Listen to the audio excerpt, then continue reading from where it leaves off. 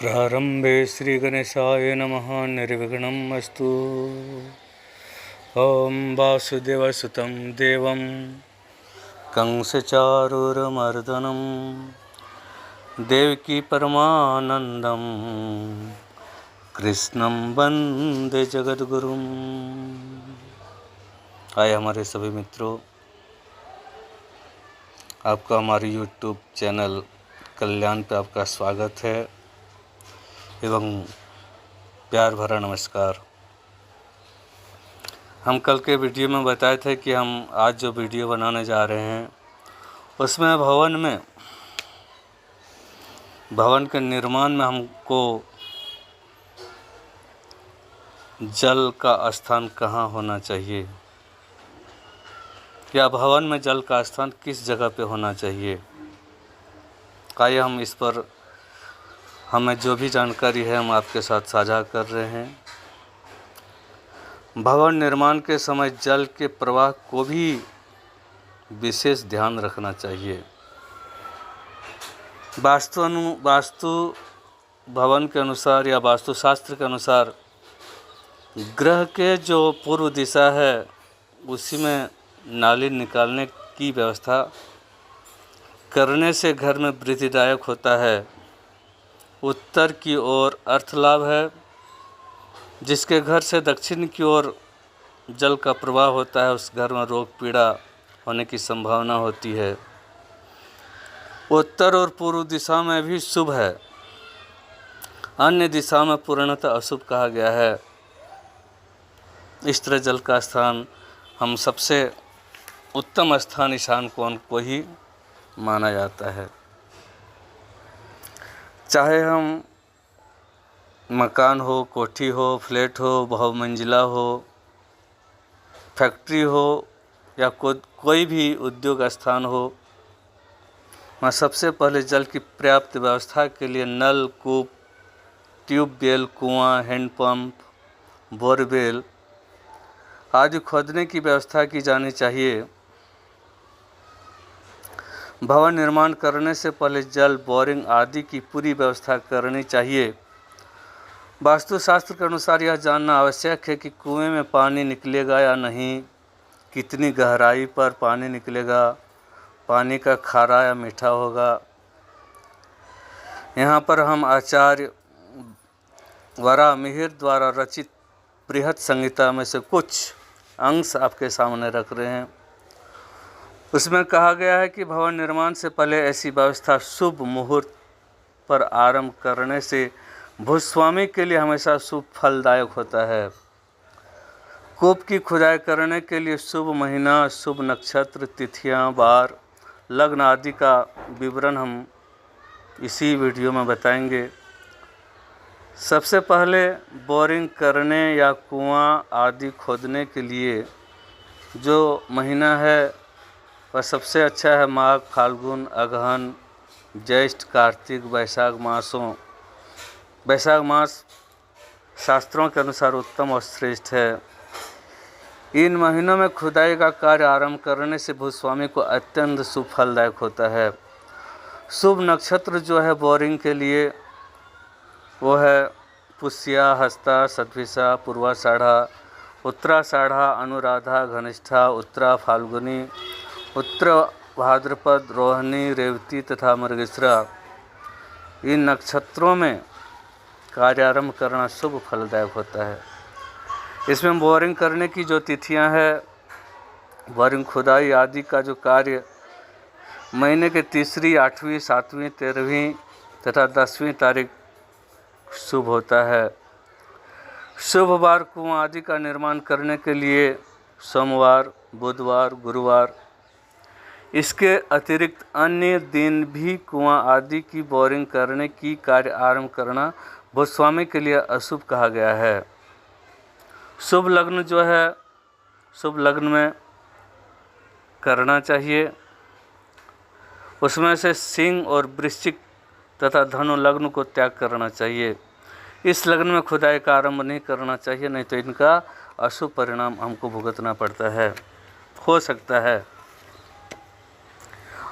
Boring करने से पहले हमको चंद्रमा के वास का भी ध्यान रखना चाहिए। कि चंद्रमा का वास कहाँ है। चंद्रमा बृहद संहिता के अनुसार प्राचीन ऋषि मुनि संत आदि भवन निर्माण से पूर्व भूखंड पर जलाशय, कुआं आदि के निर्माण के लिए चंद्रमा का भी इसमें निवेश किया है कि चंद्रमा कहाँ है, किस जगह पे है, किस स्थान पे है, भूलोक में है, स्वर्गलोक में है, पाताल लोक में है, उसके अनुसार फल बताया गया है। चंद्रमा द्वितीया तिथि, अष्टमी तिथि, पंचमी तिथि, एकादशी तिथि, चतुर्दशी तिथि को पाताल लोक में वास करते हैं। नए भवन, इमारत आदि का निर्माण में चंद्रमा का पाताल वास के दौरान नहीं करना चाहिए। तथा जल कहाँ और कब निकलेगा, भूखंड के किस भाग पर जल है, इसकी जानकारी के लिए वांछित नक्षत्र, तिथि और वार को जमा करके उसमें 4 का भाग देने पर यदि 1 शेष बचे तो पाताल में, 2 शेष बचे तो जल में तथा 3 और 0 शेष बचे तो यह समझना चाहिए कि भूखंड में जल है। यदि पाताल में जल वास हो तो जल अत्यंत कठोर परिश्रम से प्राप्त होता है, और यदि जल स्थान में ही जल का वास है तो मध्यम यानी साधारण फल प्राप्ति होती है, तथा यदि भूमि में जल का वास है तो जल प्राप्ति आसानी से हो जाती है। इस तरह इस सब चंद्रमा का विचार करना चाहिए। फिर हमको जैसे हम किसी भी गांव, शहर, बस्ती या आवासीय कॉलोनी अथवा अपना भवन अग्नि कोण में, नैऋत्य कोण में अथवा वायव्य कोण में कुआं अथवा वाटर टैंक कभी नहीं बनवाना चाहिए। ऐसा कुआं घर के सदस्यों की जान को खतरा रहता है, भयावह रहता है, इसमें अशुभ संकेत रहता है। मुख्यतः ईशान और पूर्व दिशा ही कुएं या वाटर टैंक के लिए शुभ होता है। अगर पूर्व या ईशान कोण में स्थान उपलब्ध न हो तो पश्चिम अथवा उत्तर दिशा में कुआं खुदवाया जा सकता है। इससे गृह स्वामी का परिवार फलता फूलता है, लेकिन सबसे अच्छा है आपका उत्तर और पूर्व की दिशा में अगर आपका कुआं बोरवेल बोरिंग हो तो सबसे बढ़िया है। कुएं की खुदाई या बोरिंग करवाते समय यह भी ध्यान रखना चाहिए कि खुदाई भवन के ईशान कोण में पूरे भूखंड के ईशान कोण तक खींची हुई जो तिरछी रेखा है उस पर कभी नहीं बनाना चाहिए।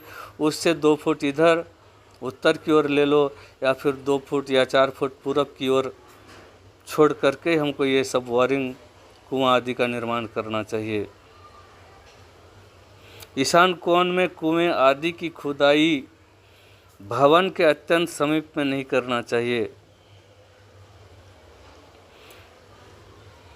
कुछ वास्तुविदों का यह भी मत है कि पश्चिम में कुआं हो सकता है, लेकिन यह अशुभ फलदायक है, परंतु अधिकांशतः मत भी है कि पश्चिम दिशा में कुआं हो सकता है। इस तरह हमको व्यवस्था करनी चाहिए। इसके बाद जो आवासीय परिसर है, घर के अंदर है या फैक्ट्री में है या बड़े भूखंड पर है, तो उसका जो नलकूप है उत्तर और पूर्व में लगाना चाहिए। अगर व्यापारिक केंद्र, बहुमंजिला इमारतों में जब जल की व्यवस्था हेतु नलकूप को ईशान कोण में लगाना ही श्रेष्ठकर होता है। ईशान से थोड़ा पूर्व या उत्तर की ओर ही लगाना श्रेष्ठकर होता है। इस तरह हमारे शास्त्रों का मत है। और जल की शुद्धिकरण का भी बड़ा बहुत महत्व है कि हम कुआं खोदेंगे उसमें जल कैसे निकलेगा, खारा निकलेगा, मीठा निकलेगा, इसकी गुणवत्ता पर भी परीक्षा करनी चाहिए। जो भूमि अगर उसकी परीक्षा करनी है तो जिस भूमि पर मूंज कुश आदि से मिश्रित कोमल घास अथवा काली वर्ण का हो, उस भूमि से मीठा जल की प्राप्ति होता है, स्वादिष्ट जल मिलता है, स्वच्छ जल की प्राप्ति होती है। रेतीली रक्त वर्ण की कसैली पीली या भूरे रंग की भूमि में जल जो प्राप्त होता है, जबकि मटमैले रंग की भूमि के नीचे भी खारा जल ही प्राप्त होता है। अग्नि, सूर्य, भस्म अथवा ऊंट या गधे के रंग जैसा भूमि जलहीन होती है। लाल पीले रंग वाली भूमि या लाल फूलों के पेड़ वाली भूमि में जल पत्थर की शिलाओं के नीचे दबा होता है, परंतु पर्याप्त मात्रा में जल वहाँ उपलब्ध होता है। कबूतर, शहद, घी, कोमलता की जैसा दिखने वाली मिट्टी, भूमि की मिट्टी, वो भी उसमें भी उसके गहराई में भी पर्याप्त मात्रा में जल उपलब्ध रहता है। अगर किसी भी तरह से जल शुद्ध नहीं है,